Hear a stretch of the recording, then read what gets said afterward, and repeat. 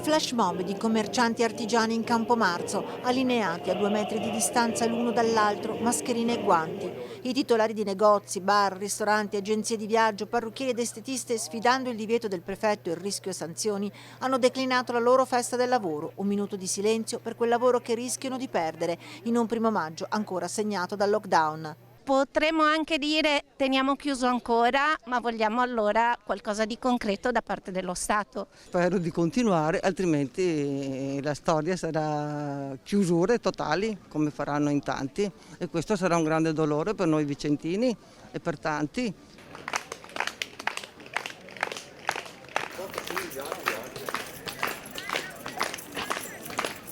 Quello che io chiedo, che penso che tanti chiedano, sono veramente dei veri aiuti di Stato che non passino per le banche, perché le banche abbiamo visto come si comportano, e che i soldi arrivino veramente, non solo parole.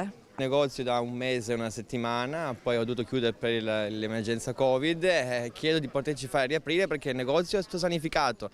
Abbiamo tutto l'occorrente per poter lavorare e chiediamo solo questo. A sostenere la loro protesta anche il primo cittadino Francesco Rucco. Abbiamo chiesto a Conte, al Premier, un'anticipazione sulle aperture e compatibilmente naturalmente con la situazione sanitaria. Vedremo se nei prossimi giorni raccoglierà le nostre istanze come sindaci e presidenti di provincia dei capoluoghi di provincia.